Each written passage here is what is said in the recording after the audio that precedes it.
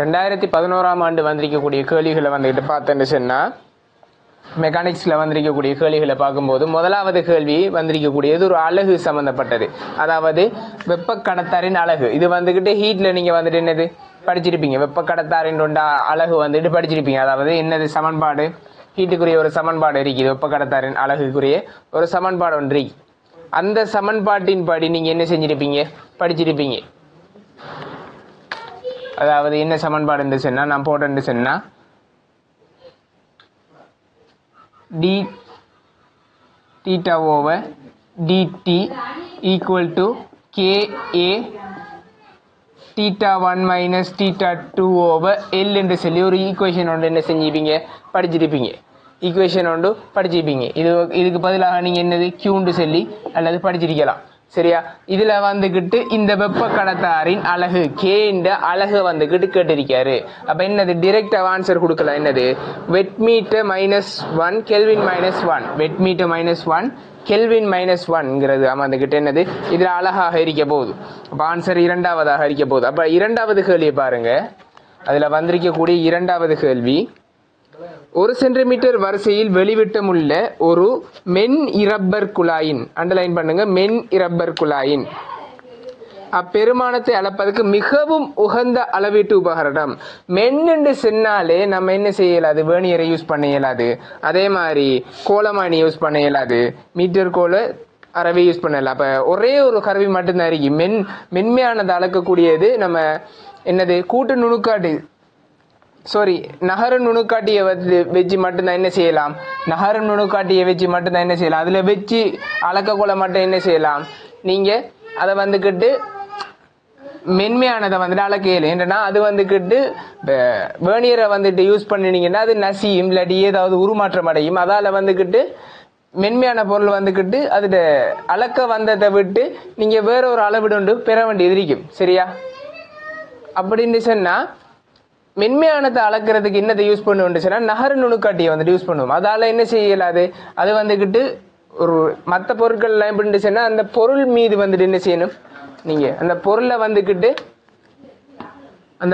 வந்துக்கிட்டு இரண்டு பக்கமும் என்னது பிடிச்சு வச்சுக்கிற மாதிரி இருக்கும். ஆனால் நகர நுணுக்காட்டியில் வச்சு நீங்கள் அந்த தட்டு கண்ணாடி தட்டில் வச்சு நீங்கள் என்ன செய்யலாம், அதில் அளவீடுகளை எடுத்து நீங்கள் அளக்கக்கூடிய மாதிரி இருக்கும். ஆனால் இதில் வந்துக்கிட்ட மற்ற பொருட்களில் இரண்டு பக்கம் நசிச்சு தான் என்ன செய்யணும், அளக்கணும். அப்போ அதில் உருமாற்றம் ஒன்று ஏற்படும். இப்போ நகர நுணுக்கு காட்டி தான் உங்களுக்கு என்ன செய்ய போகுது, இதுக்கு ஒரு ஆன்சராக வரப்போகுது. உங்களுக்கும் எத்தனாவது ஆன்சர், ஐந்தாவது ஆன்சர். இரண்டாவது கேள்விக்கு ஐந்தாவது ஆன்சர் உங்களுக்கு விடையாக கிடைக்கும். அடுத்த கேள்வியை பார்த்தீங்கன்னு சொன்னால் 12வது கேள்வி, திணிவு எம்மையுடைய ஒரு குற்றி ஒரு கிடைத்தளத்தின் மீது வைக்கப்பட்டுள்ள திணிவு கேபிட்டல் எம்மையுடைய ஆப்பு மீது வைக்கப்பட்டுள்ளது. தொகுதியின் சுயாதீன பொருள் வரிப்படமானது உருவில் காணப்படுகின்றது. வரிப்படத்தில் குறிக்கப்பட்டுள்ள விசைகள் எவை தாக்க மறுதாக்க சோடிகளை கருதப்படலாம். தாக்க மறுதாக்கத்தை நம்ம ஏற்கனவே என்ன செஞ்சோம், பார்த்தோம். இப்ப என்ன செய்யறாரு, உதாரணம் கேட்காரு. தாக்க மறுதாக்கத்துக்கு என்ன உதாரணம் சொல்லி கேட்காரு.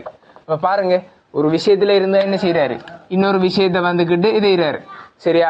அப்ப தாக்க மறுதாக்க சோடிகளை வச்சு எவ்வளவு வரைக்கும் வந்துகிட்டாரு, பழைய பாஸ் பேப்பர்ல இருந்து 2011 இப்ப 2024 வரைக்கும் என்ன செய்யறாரு, வந்துகிட்டே இருக்காரு. அப்ப என்னது, பாஸ் பேப்பர்ல இருக்கிற விஷயத்தை வச்சுதான் இங்க கேள்விகள் வருது. அதை நம்ம அண்டர்ஸ்டாண்ட் பண்ணிக்கொள்ளணும். இங்க mg sin θ இருக்குது, இங்க செவ்வன் மரதாக்க செங்குத்தாக, சரியாக செங்குத்தாக இருக்கும் ஆறுங்கிறது. இங்க mg cos θ இருக்கும், mg cos θ இருக்கும். இந்த இடத்துல இதுல கொடுத்த மரதாக்கம் செவ்வன் மரதாக்கம் ஆறு இருக்க போகுது. அதே மாதிரி நிலத்துக்கு இடையில இதுக்கு இடையில இங்க R1 எடுத்தேன்னா இதுவும் R1, இது R2 இருக்க போகுது. அதாவது தரை ஆப்புக்கு கொடுத்த செவ்வன் மரதாக்கம், ஆப்பு தரைக்கு கொடுத்தது R2 இருக்கும். ஆப்பின் நிறை இப்படி தொழிற்பட போகுது, கேபிட்டல் mg இருக்க போகுது. சரியா? இப்ப கேட்டது தாக்க மரதாக்க சோடி. தாக்க மரதாக்க சோடியை கேட்டீங்கன்னு சொன்னா என்னது, இந்த R1ம் Rம் என்னது தாக்க மரதாக்க சோடி. R2ம் R2ம் சமனும் எதிரமான விசை, ஆனால் வெவ்வேறு பொருட்கள்ல தொழிற்படுது. இதெல்லாம் என்னது, தாக்க மரதாக்க சோடிகள். இந்த mg தாக்க மரதாக்கம் எங்க இருக்க போகுது, பூமியில் எரிக்க போகுது. இது வந்துகிட்டு விசைகள பிரித்த கூறுகள். அப்ப இது தாக்க மருதாக்க சோடியாக இருக்காது. இது விசையோண்ட எம்ஜியை வந்துகிட்டு இதுல நடுவுல வரக்கூடிய ஸ்மால் எம்ஜியை பிரித்த கூறுதான் என்னது இது. அப்ப இது தாக்க மருதாக்க சோடியாக இருக்காது. அப்ப தாக்க மருதாக்க சோடியில ஈயும் சியும் வரும், ஏயும் பியும் வரும். அப்ப ஆன்சர் எதுவாக இருக்கும்? ஆன்சர் 4வது உங்களுக்கு விடையாக கிடைக்கும் 12வது கேள்விக்கு. அடுத்தது 13வது கேள்வி பார்த்தீங்கன்னா, சடத்துவ திருப்பம் I2ஐயும் கோணக்கதி ஒமேகா2ஐயும் உடைய ஒரு விண்வெளி ஓடம் ஆனது பி ஆனது சடத்துவ திருப்பம் I1ஐயும் கோணக்கதி ஒமேகா1ஐயும் உடைய ஒரு விண்வெளி நிலையம் ஏ உடன் உருவில் காணப்படுகின்றவாறு பொது அச்சு வழியை ஒப்பமாக இணைகிறது. இரு பொருள்களினதும் ஏகபரிமாண இயக்கங்களை புறக்கணிக்க இரு பொருள்களும் இணைந்த பின்னர் பொது அச்சு பற்றி தொகுதியின் கோணக்கதி. இப்ப என்ன செய்தான்னு சொன்னா, இரண்டு பொருட்கள் இருக்குது, இரண்டு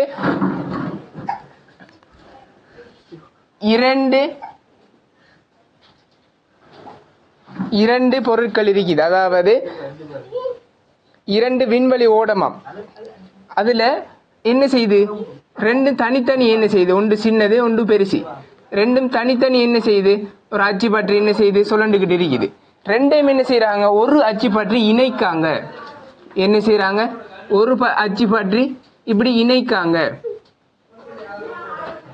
இப்படி இணைச்சி ஒரு அச்சு பற்றி என்ன செய்யறாங்க, ஒரு அச்சு பற்றி அதை வந்துகிட்டு ஒரு கோணக்கதியில சுழல செய்யறாங்க. அதாவது இப்படின்னு ஒரு ஒமேகால சுழல் செய்யறாங்க. ஆரம்பத்துல இது என்னது, ஒமேகா1ங்கிற கோணக்கதியில சுழலுது. இதுல சடத்துவ திருப்பம் என்ன, I1.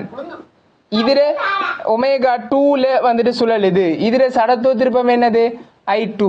இதை ஏன்னு சொல்றாரு பொருள், இதை பின்னு சொல்றாரு. இப்ப புதுசாக என்ன செய்யறாங்க, இது ரெண்டையும் சேர்த்து என்ன செய்யறாங்க, இது ரெண்டையும் சேர்த்து இப்படியான ஒரு பொருளை வந்துகிட்டு ரெண்டும் வந்துட்டு என்ன செய்யுது, ஜாயிண்ட் ஆகுது. ஜாயிண்ட் ஆகல மற்ற விசைகள், உராய்வு விசைகள், உராய்வு முறுக்கம் எல்லாத்தையும் என்ன செய்யணும், புறக்கணிக்கணும். அதை வச்சுட்டு செஞ்சுன்னு சொன்னா அந்த கேள்வி வந்துட்டு செய்ய இயலாது. சரியா? அப்ப அந்த விசைகளை என்ன செய்யணும், புறக்கணிக்கணும். புறக்கணிச்சுதான் செய்ய சொல்லுவாரு. சரியா? இப்ப மற்ற விசைகளை என்ன செய்யணும், நீங்க புறக்கணிக்கணும். அதாவது ஏகபரிமாண இயக்கங்களை புறக்கணிக்க இரு பொருள்களிடம் ஏகபரிமாண இயக்கங்களை வந்துகிட்டு என்ன செய்யட்டாம், புறக்கணிக்கட்டாம். அதாவது தொழிற்படக்கூடிய உராய்வு விசைகளை எல்லாம் என்ன செய்யட்டாம், புறக்கணிக்கட்டாம். புறக்கணிச்சுக்கிட்டு அதுக்கப்புறம் என்ன செய்யட்டாம், இதுல இப்ப தொழிற்படக்கூடிய கோண வேகம் என்னன்னு சொல்லி கேட்காரு. இப்ப புதுசு இணைந்ததுக்கு பிறகு, இரண்டும் இணைந்ததுக்கு பிறகு புதிய கோண வேகம் என்னன்னு சொல்லி கேட்காரு. இப்போ நமக்கு தெரியணும், ஆரம்பத்துல ஒரு பொருள் வந்துகிட்டு ஒரு சடத்துவ திருப்பம் ஒரு கோணக்கதியில சுத்துது, அதே மாதிரி வேற ஒரு சடத்துவ திருப்பம் வேற ஒரு கோணக்கதியில, ரெண்டும் இணைஞ்சதுக்கு பிறகு ஒரு பொது கதியில வந்துட்டு சுத்த போகுது. இதை பாத்தீங்கன்னு சொன்னா இந்த ஒரு ஃபார்மட் மாதிரி இருக்கா, இது வந்துட்டு V1ல இயங்குது, இது வந்துகிட்டு V2ல இயங்குது, V1 V2ல இயங்குது. புறவு வந்துகிட்டு இரண்டு இணைஞ்சதுக்கு பிறகு எம் திணிவு, இது எம் திணிவுன்னா இது இது ரெண்டு இணைஞ்சதுக்கு பிறகு V3ல இயங்குது. சரியா? இப்ப பாத்தீங்கன்னு சொன்னா இந்த டைம்ல என்ன செய்வீங்க, நீங்க இந்த டைம்ல என்ன செய்வீங்க, கோண உந்த காப்பு தத்துவத்தை யூஸ் பண்ணீங்க. ரெண்டும் வந்துகிட்டு மோதுது, இரண்டும் என்ன செய்யுது, ஒரு V1 V2 கதியில போயிருக்குது, ரெண்டும் எம் திணிவுடையது, ரெண்டு மோதி இரண்டமாக V3 கதியில போகுது. இப்ப என்ன செய்வீங்க, இந்த பொருளுக்கு உந்த காப்பு தத்துவத்தை என்ன செய்வீங்க, யூஸ் பண்ணீங்க. அப்ப ஆரம்ப உந்தம் இறுதி மொத்த உந்தம் எப்படி இருக்கு, சமனா இருக்கு. உந்தம் வந்துகிட்டு என்னது, சேஞ்ச் ஆகல. மொத்த உந்தம் வந்துகிட்டு என்னது, சேஞ்ச் ஆகல. அப்ப உந்தம் என்ன செய்யுது, காக்கப்படுது. அதே மாதிரி இங்க ஒரு கோணக்கதியில சுத்திட்டு இருக்கு, இங்க ஒரு கோணக்கதியில, இதுல ஒரு கோண உந்தம் இருக்கு, இதுலயும் ஒரு கோண உந்தம் இருக்குது. அப்ப ஆரம்ப கோண உந்தம் ஒன்று இருக்க போது அது ரெண்டும் இணைஞ்சதுக்கு போறோம். அதே மாதிரி இங்க இதே சந்தர்ப்பத்துல இணைஞ்சதுக்கு போறோம், இதுல கோண உந்தம் என்ன செய்யும், மாறுமா? இல்ல, இதுல கோண உந்தமும் மாறாது. அப்ப இதுல ஆரம்ப கோண உந்தம் சமன் இதுல இறுதி கோண உந்தமாக இருக்க போது. அப்ப இதுல சடத்துவ திருப்பம் என்ன ஹரிக்கும், I1ம் I2 தானே சேர்ந்திருக்கி. அப்ப I1 சக I2 இதுல சடத்துவ திருப்பமாக இருக்கும். ஒரே அச்சு பற்றி ஏற்கனவே இருந்த அச்சு பற்றி தான் இரண்டை இணைக்காங்க. அப்படின்டா அந்த அச்சு பற்றி சடத்துவ திருப்பம் என்ன ஹரிக்கும், I1 சக I2 தானே. அப்ப ஆரம்ப கோண உந்தம் சமன் இறுதி கோண உந்தம். அப்ப கோண உந்தம் காக்கப்படும். அந்த அடிப்படையில செஞ்சேன்னு சொன்னா ஆரம்பத்துல I1 ஒமேகா1 இருந்தது, I1 ஒமேகா 1 அதோட I2 ஒமேகா 2 இறுதியாக I1 பிளஸ் I2 அது என்ன கோவனாவே கண்டு எடுத்திருக்கேன் ஒமேகாண்டு சொல்லி எடுத்திருக்கேன் என்னென்று சொல்லி எடுத்திருக்கேன் ஒமேகாண்டு சொல்லி எடுத்திருக்கேன் இப்போ கேட்டது என்னது ஒமேகா தான் அப்போ ஒமேகா சமன் என்னையாக இருக்கும் I1 ஒமேகா 1 சக I2 ஒமேகா 2 கீழே I1 பிளஸ் I2 அப்போ இறுதியாக நம்ம செல்லலாம் கோண உந்தம் காக்கப்படும் அப்போ இரண்டு திணிவுகள் ஒரே அச்சு பற்றி இணைய கொல அது என்ன செய்யும் கோண உந்தம் வந்துட்டு என்ன செய்யும் காக்கப்படும் அது சுழற்சியில் இருந்துச்சுன்னு சொன்னா அந்த கோண உந்தம் என்ன செய்ய போது காக்கப்படும் அப்படின்னு சொன்னா இதுல ஆரம்ப கோண உந்தம் இந்த ரெண்டு ஆரம்ப கோண உந்தமும் அதுல கடைசி இணைந்ததுக்கு போற இறுதி கோண உந்தமும் எப்படி இருக்க போகுது சமனாக இருக்க போகுது இதே கான்செப்ட் தான் இங்க யூஸ் ஆயிருக்கு ரெண்டு மொத்த கொலை என்ன செய்ய போகுதோ ஏகபரிமாண உந்தம் என்ன செய்ய போகுது காக்கப்பட போகுது அதே சந்தர்ப்பம் தான் இங்க யூஸ் பண்ணிருக்கு இது அச்சை வந்துகிட்டு மெயின்டைன் பண்ணியிருக்காரு இது ஒரு சீரான ஒரு நேர்கோட்டு இயக்கத்தை வந்துகிட்டு மெயின்டைன் பண்ணி இந்த கேள்விகளை வந்துட்டு கேட்டிருக்காரு சரியா அப்போ உங்களுக்கு விடையாக என்ன கிடைக்கும் ஒமேகாக்குரிய விடை 4வது விடை 13வது கேள்விக்கு 4வது விடை உங்களுக்கு விடையாக கிடைக்கும் அடுத்தது 14வது கேள்வியை பார்த்தீங்கன்னா கனவளவு வியையும் திணிவு எம்னோடையும் உடைய ஒரு வெறும் வெள்ளிய சுவருள்ள கொள்கலத்தின் எண்ணிக்கையான கண்ணாடி குண்டுகளும் உருக்கு குண்டுகளும் நிரப்பப்பட்டுள்ளன இவற்றில் எக்ஸ் கண்ணாடி குண்டுகளாகும் ஓர் உருக்கு குண்டினதும் ஓர் கண்ணாடி குண்டினதும் திணிவுகள் முறையே எம்எஸ் எம்ஜி எனின் குண்டுகள் உள்ள கொள்கலனின் பலித பயன்படும் அடர்த்தி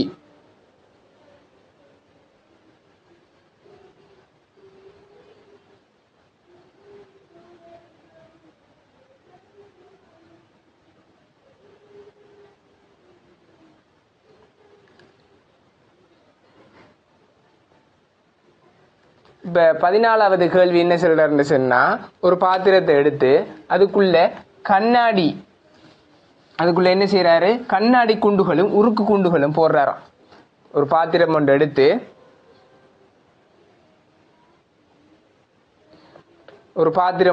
அதுல கனவளவு என்ன அந்த பாத்திரத்துல வி கனவளவாம் அந்த பாத்திரத்துல திணிவு என்னையா M0 திணிவாம் அந்த பாத்திரத்துல திணிவு என்னையா M0 திணிவு 14வது கேள்வி M0 திணிவு உடையது சரியா அப்ப M0 திணிவு உடையது எதுக்குள்ள என்னது சில கோலங்களை வந்துகிட்டு உருறாரு இதுக்குள்ள என்னது கண்ணாடி கோலம் பிளஸ் உருக்கு கோலங்கள் உருறாரு கண்ணாடி கோலத்துல கனவளவு என்னன்னு சொல்றாரு கண்ணாடி கோலத்துல திணிவு என்னன்னு சொல்றாரு எம்எஸ் உருக்கு கோலத்திட திணிவு வந்துக்கிட்டு எம்எஸ் ஆம் கண்ணாடி கோலத்திடது எம்ஜிஎம் கிளாஸ் சரியா இப்ப கேட்டிருக்கிறது மொத்தத்திட பலித அடர்த்தி என்ன கேட்டிருக்காரு அதாவது கொள்கலத்தின் பலித அடர்த்தி இதான கொள்கலத்தினுக்குள்ள என்ன இருக்குது இப்ப உருக்கு குண்டும் கண்ணாடி குண்டும் அப்ப இரண்டும் இருக்கின்ற மொத்தமாக எல்லாம் சேர்த்து ஒரு அடர்த்தி வரத்தானே போகுது இப்ப எல்லாமா சேர்த்து என்னது ஒரு திணிவு ஒன்று இருக்க போகுது அதுக்கு எல்லாத்தையும் சேர்த்து ஒரு கனவளம் ஒன்று இருக்க போகுது அப்ப இரண்டும் சேர்த்து வேற ஒரு அடர்த்தி ஒன்று இருக்க போகுது அப்ப மொத்தமாக சேர்த்து ஒரு அடர்த்தி ஒன்று இருக்க போகுது தானே அந்த பலித அடர்த்தி கேட்கரு பலித அடர்த்தி எப்படி பாப்பீங்க உன்னோட பலித அடர்த்தி எப்படி பாப்பீங்க பல திணிவுகள் சேர்க்கப்பட்டு இன்னும் பல கனவளவுகள் சேர்க்கப்பட்டு இருந்துச்சுன்னு சொன்னா பலித அடர்த்தி எப்படி பாப்பீங்க பலித அடர்த்திங்கிறது என்னது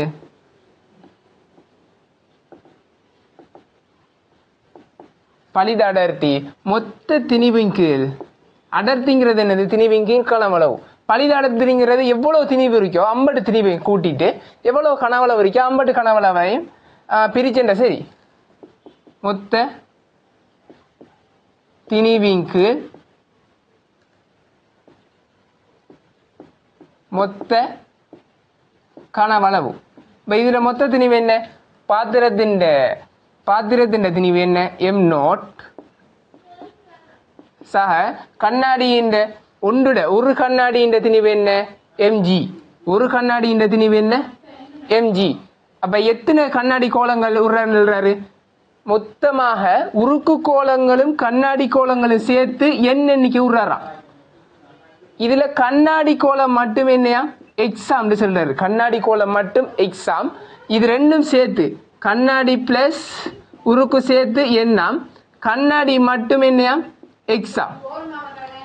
கண்ணாடி கோலங்கள் மட்டும் என்னையா எக்ஸாம். கண்ணாடி பிளஸ் உருக்கு என்னையா எண்ணிக்கையில போடுறாராம். அப்ப உருக்கு என்னன்னு சொல்லுவோம், உருக்கு எவ்வளவு இருக்குன்னு சொல்லுவோம், எண்ணில இருந்து எக்ஸ கழிச்சா சரியானே. இப்ப கண்ணாடி உருக்கு 10, கண்ணாடி 5 சென்னா, சரி கண்ணாடி 3 சென்னா, கண்ணாடி கோலங்கள் 3 சென்னா உருக்கு எத்தனை 7 இருக்கு. இப்ப 10ல இருந்து 3 கழிச்சா 7. அதே மாதிரி கண்ணாடியும் உருக்கும் என்னன்னு சொன்னா கண்ணாடி எக்ஸ்ன்னு சொன்னா, கண்ணாடி கோலங்கள் எக்ஸ்ன்னு சொன்னா உருக்கு எத்தனை இருக்கு n-x. அதே இப்ப கண்ணாடி கோலத்துல திணிவு பார்த்தீங்கன்னா ஒன்றோட திணிவு mg சொன்னா, அப்ப எக்ஸ் எண்ணிக்கையில இருந்துச்சுன்னா எக்ஸ் mg சொல்லுவோம்.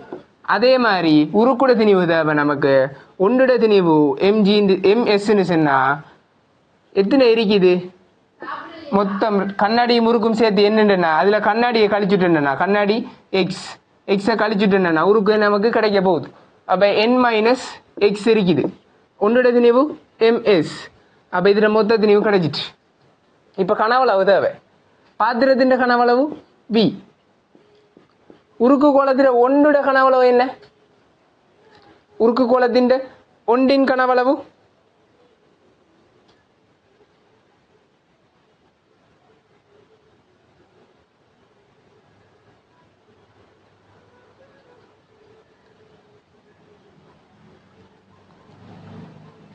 சாரி இந்த இடத்துல பாத்தீங்கன்னு சொன்னா நம்ம கனவளவுங்க கூட மொத்த கனவளவு கொள்கலத்தின் தானே கேட்டிருக்காரு.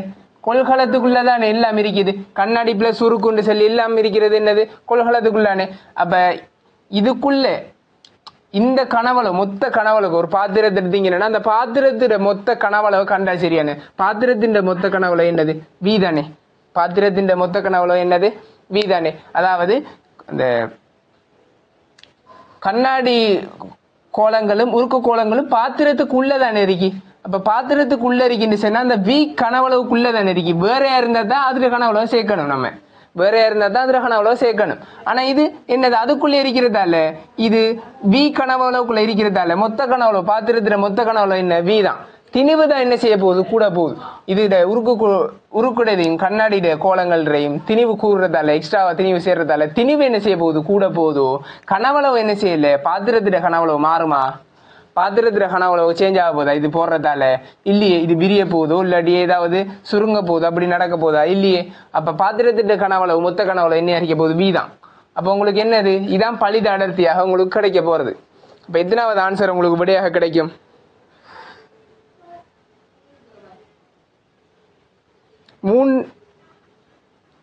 5வது ஆன்சர் உங்களுக்கு விடையாக கிடைக்கும். 5வது ஆன்சர் உங்களுக்கு தெளிவான ஒரு விடையாக கிடைக்கும். ஒரு இலகுவான ஒரு கேள்வி, ஒரு பலிதாடத்தி. ஏற்கனவே நம்ம பலிதாடத்தியை பத்தி கதைச்சிருந்தோம். இதுல வந்துகிட்டு பலிதாடத்தி பத்தி எப்படி காண்றேன்னு சொல்லி உங்களுக்கு ஒரு கேள்வியா வந்துருக்கு.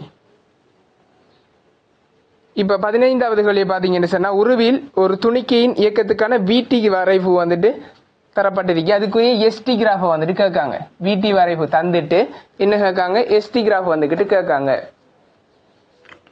அப்ப VT கிராஃப் தந்து ST கிராஃப் கேட்டா VT கிராஃப்ன்ற 2 விஷயம் இருக்குது. ஒன்று படித்திறன், இன்னொன்று என்னது பரப்பு. இதுல இப்படியான ஒரு VT கிராஃப் தான் தந்திருக்காரு. இதுல VT கிராஃபின் படித்திறன் என்னத்தை தரப்போகுது ஆர்முடுகளை தரப்போகுது. பரப்பு என்னத்தை தரப்போகுது இடப்பெயர்ச்சி தரப்போகுது. இப்ப கேட்டது என்னது இடப்பெயர்ச்சி கிராஃப் தானே. இப்ப பாருங்க பரப்புங்கிறது தானே இவ்வளவு துண்டு என்ன செய்யுது குறைஞ்சிக்கிட்டே வருது.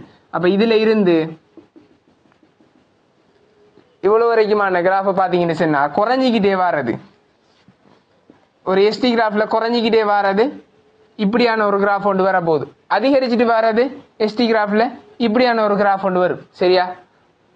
இது வந்துகிட்டு சீராக குறைஞ்சிக்கிட்டு போகுதான்னு பாத்தீங்கன்னா இல்ல. ஃபர்ஸ்ட்டுக்கு இவ்வளவு குறையுது, அடுத்ததுல இந்த துண்டு குறையுது, அடுத்ததுல அதை விட சின்னது அப்படின்னு சின்னது மாறி குறைஞ்சிக்கிட்டு போகுது. அப்ப உங்களுக்கு என்ன நடக்க போகுதுன்னு பாத்தீங்கன்னு சொன்னா குறைய போகுது. ST கிராஃப்ல எஸ்டி கிராஃபில் இது என்ன செய்ய போகுது, இடப்பெயர்ச்சி குறைஞ்சிக்கிட்டே போக போகுது. இடப்பெயர்ச்சி என்ன செய்ய போகுது, குறைஞ்சிக்கிட்டே போக போகுது. இதில் பரப்பு என்ன செய்யுது, குறைஞ்சிக்கிட்டு போகிறதால குறையிற கிராஃப் எப்படி வரப்போகுது, இப்படியான ஒரு கிராஃப் வரப்போகுது. எஸ்டி கிராஃப் எப்பயுமே எப்படி இருக்க போகுது, தொடர்ச்சியான தன்மை இருக்க போகுது. அடுத்தது பார்த்தீங்கன்னா அடுத்த துண்டு இங்கே பிடி கிராஃபில் படித்திறன் என்னது, சாரி பரப்பு என்னது, பரப்பு. இதுக்கு பரப்பு வருமா, 0. பரப்பு 0ங்கிறதால படித்திறனும் 0 தான், பரப்பும் என்ன செய்யுது 0. பரப்பு 0 சொன்னா இடப்பெயர்ச்சி என்ன ஹரிக்கும், 0 ஹரிக்கும். இடப்பெயர்ச்சி 0 சொன்னா இந்த இடத்துல வரும். சடுதியாக இடப்பெயர்ச்சி எப்பயாவது குறையுமா, சடுதியாக இடப்பெயர்ச்சி கிராஃப்ல எப்பயாவது குறையுமா. இடப்பெயர்ச்சி கிராஃப் எப்பயுமே அதிகரிக்கிற மாதிரி இல்லாட்டி குறையிற மாதிரி தொடர்ச்சி தன்மை தான் இருக்கும். அதாவது இப்படி வந்து இப்படி போகலாம் இல்லாட்டி இப்படி போகலாம். திடீர்னு என்ன செய்ய இயலாது, இப்படி வந்து இப்படி போக இயலாது. திடீர்னு இப்படி வந்து இப்படி போகல. அதாவது தொடர்ச்சியாக இருக்கணும். அந்த கோடுகள் எப்படி இருக்க போகுது, தொடர்ச்சியாக இருக்கணும். இப்படின்னு ஸ்ட்ரைட் லைனாக என்னது தொடர்ச்சியாக இருக்கணும். இது எல்லாம் என்னது தொடர்ச்சியாக இருக்குது. இது தொடர்ச்சியாக இருக்குமா, எஸ்டி கிராஃப்ல இது தொடர்ச்சியாக இருக்குமா. இது வந்துக்கிட்டு மேலுக்கு இருக்குது என்ன இடப்பெயர்ச்சி, அடுத்த செகண்ட்ல கீழுக்கு இருக்குது. தொடர்ச்சியாக இருக்குதா, இல்லை.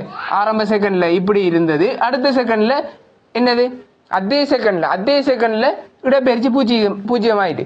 இந்த இடத்துல ஒரு 50 மீட்டர் இருந்துச்சுன்னா அதே செகண்ட்ல 0 ஆயிட்டு. எப்படி அது பாசிபிலிட்டி இருக்கா, இல்லை.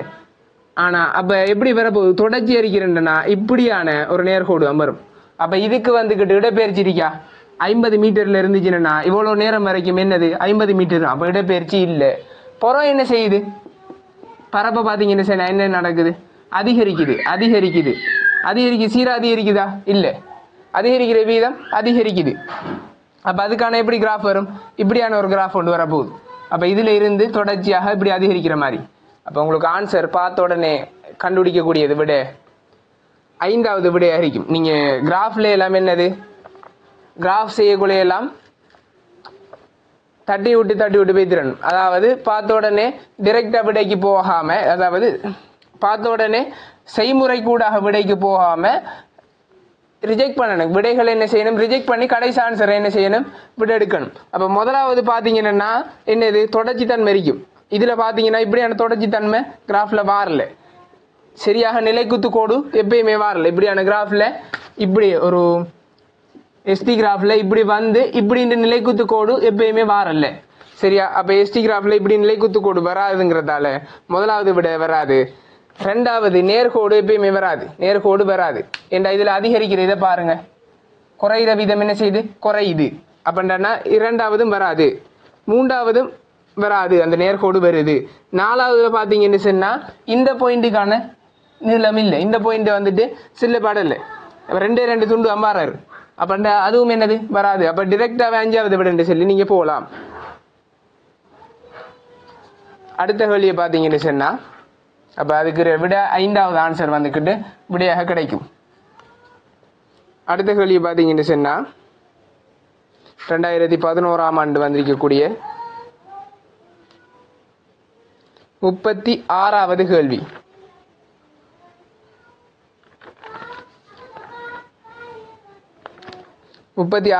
பாத்தீங்கன்னா ஒரு மெல்லிய தட்டு அதன் மையம் ஓயினடாக அதன் தளத்துக்கு செங்குத்தாக செல்கின்ற ஒரு அச்சை பற்றி சுயாதீனமாக சுழலத்தக்கது. பருமனில் சமனான 5 ஒருதள விசைகள் 1 தொடக்கம் 5 உருவில் காணப்படுகின்றவாறு தட்டு மீது தாக்குகின்றன. விசைகளால் உண்டாக்கப்படும் முறுக்கங்கள் பற்றி செய்யப்பட்ட பின்வரும் கூற்றுக்களை கருதுக. ஒரு முறுக்கத்தை பத்தி என்ன செய்யறாரு, கதைக்காரு.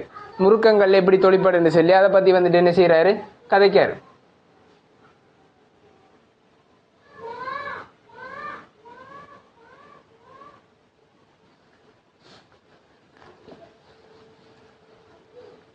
முப்பத்தி 7வது கேள்வி.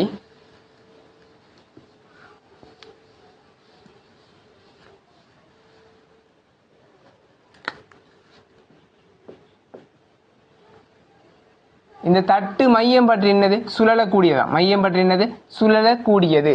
மையம் பற்றி சுழலக்கூடியது இல்லை, சில விசைகள் வந்துட்டு தாக்குது. இந்த இடத்துல முதலாவது விசை தாக்குது. விசைகளோட பருமன் எல்லாம் என்ன கொடுக்கப்படுற விசைகள், பருமன் சமன் எஃப்ங்கிற விசை வந்துக்கிட்டு கொடுக்காரு. அடுத்தது இப்படியான ஒரு விசை எஃப்ங்கிற விசை.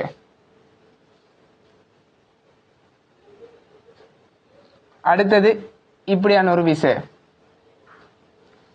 அடுத்தது இப்படியான ஒரு விசை, அடுத்தது இப்படியான ஒரு விசை. இப்ப ஒரு 3 கூற்றுக்கள் வந்துட்டு செல்லிக்காரு, முறுக்கங்கள் பற்றி செய்யப்பட்ட கூற்றுக்கலாம். முறுக்கங்கள் பற்றி, அப்போ முறுக்கம்ங்கிறது என்னது? ஒரு பொருளுக்கு வந்துட்டு முறுக்கம்னு சொன்னா, முறுக்கம்னு சொல்றது இப்ப இந்த மையம்னு சொன்னா இந்த இடத்துல ஒரு விசவுண்டு கொடுக்கண்டு சொன்னா, இந்த ஒரு இடத்துல ஒரு விசவுண்டு கொடுக்கண்டு சொன்னா என்னது? இது சுழல போகுது. சுழல போகுதுன்னா முறுக்கத்தை பாத்தீங்கன்னு சொன்னா இந்த விசை தர அதுக்குள்ள செங்குத்து தூரம் டி, இதால பெருக்கிறது என்னது? அதுல முறுக்கமாக இருக்க போகுது. அப்ப டோக் சமன் என்னையாக இருக்க போகுது? எஃப் இன்டு டி ஆக இருக்க போகுது. சரியா? இப்ப முதலாவது விசை 2 உயர்ந்தபட்சம் முறுக்கம் உண்டாக்கப்படும். இது எத்தனை? ஒவ்வொன்றுக்கும் ஒவ்வொரு இது தந்திருக்காரு. இது 2, இது 3, இது 4, இது 5. 2 தான் ஆகப்பெரிய முறுக்கம் உண்டாக்கப்படுதுன்னு சொல்றாரு. இப்ப பாத்தீங்கன்னா இதுல செங்குத்து தூரங்களை பார்ப்போம். செங்குத்து தூரம் விசை தர செங்குத்து தூரம் தானே. அப்ப இவ்வளவு இதுல செங்குத்து தூரம் மாதிரி இதுல செங்குத்து தூரம் பாத்தீங்கன்னு சொன்னா, இதுல செங்குத்து தூரம் மாட்டீங்கன்னா இந்த விசையை வந்துட்டு நீட்டுங்க, பின்னோக்கி நீட்டினீங்கன்னு சொன்னா இவ்வளவு தான் என்னது? 2 விசை. இது என்ன விசை தொழிற்பட இந்த செங்குத்து தூரம் ஏன்னு சொன்னா இதுக்கு டிரெக்டா நீங்க செங்குத்து கோடு அடிக்க இயலாது. டிரெக்டா செங்குத்து கோடு அடிக்க இயலாம். அப்படின்னா என்ன செய்யுங்க? விசையின் தாக்க கோட பின்னோக்கி நீட்டணும். செங்குத்து கோடு வார மாதிரி என்ன செய்யணும்? பின்னோக்கி நீட்டணும். அப்ப இதுக்கு பாத்தீங்கன்னு சொன்னா இவ்வளவும் செங்குத்து நீளமாக இருக்க போகுது. இதுக்கு பார்க்க கொள்ள இது என்ன செய்வீங்க? செங்குத்து கோடு வார மாதிரி என்ன செய்யணும்? நீங்க பார்க்கணும். இவ்வளவு தான் செங்குத்து நீளமாக இருக்க போகுது. இந்த நீளம் இதுக்கு, இந்த நீளம் இதுறது, இந்த நீளம். அடுத்தது இதை பார்த்தீங்கன்னு சொன்னா இது சரியாக கிடையாக இருக்குது. இதான் செங்குத்து நீளமாக இருக்க போகுது. அப்ப இதுல இரண்டாவது ஆக மிகச்சிறிய அளவிலான ஒரு முறுக்கம் இருக்க போகுது. அப்ப டோக் 2 தான் என்னது? ஆக சிறிய முறுக்கம் இருக்க போகுது. அப்ப ஏ கூற்று என்னது? பிழை. ஏன்னா தூரம் வந்துகிட்டு இதுல டி குறைஞ்சிச்சுன்னு சொன்னா டோக்கும் என்ன செய்யும்? குறையும். எஃப் குறைஞ்சிச்சுன்னா டோக்கு முறுக்கமும் என்ன செய்யும்? குறையும். அப்ப ஏ வந்துகிட்டு பொலையான கூற்று. இரண்டாவது விசை தான் ஆகப்பெரிய முறுக்கம் சொல்றாரு. அப்ப அது போல. பிஏ பாத்தீங்கன்னா விலையுள் முறுக்கத்தின் விளைவாக உள்ள தட்டின் சுழற்சி வலஞ்சுழி திசையில் அமையும். இது எல்லாம் எப்படி இருக்குது? இதால கிடைக்கிற திருப்பம் இப்படி இருக்குது, இதால கிடைக்கிற திருப்பம் இப்படி இருக்குது, இதால கிடைக்கிற திருப்பம் இந்த பக்கம், இதால இப்படி திருப்பம், இதால இப்படி திருப்பம், இதால கிடைக்கக்கூடியது இப்படி இந்த பக்கம் திருப்பம், இப்படி திரும்பும். சரியா? இதால கிடைக்கக்கூடியது இப்படி. அப்ப 3 விசைகள். இதால கிடைக்கக்கூடியதை பாத்தீங்கன்னு சொன்னா இதுவும் இப்படி, இதுவும் வந்துகிட்டு எப்படி இப்படி திரும்ப போகுது. அப்ப 4 விசைகள் என்னது? வலஞ்சுழியாக இருக்குது. ஒரே ஒரு விசை மட்டும்தான் என்னது? இடஞ்சுழியாக இருக்குது. அப்ப விளையுள்ள திருப்பம் வந்துகிட்டு கடைசியாக விளையுள் வந்துகிட்டு எப்படி இருக்க போகுது? வலஞ்சுழியாகத்தான் இருக்க போகுது. விளையுள் வந்துகிட்டு இங்க 4 ஒன்று சொன்னா அப்ப பெரிய அளவுல இருக்குது எப்படி? வலஞ்சுழி தான். அப்ப விளையுள் வந்துகிட்டு என்ன இருக்கும்? வலஞ்சுழியா. அப்ப வலஞ்சுழி திசையில வந்துகிட்டு சுழலும்.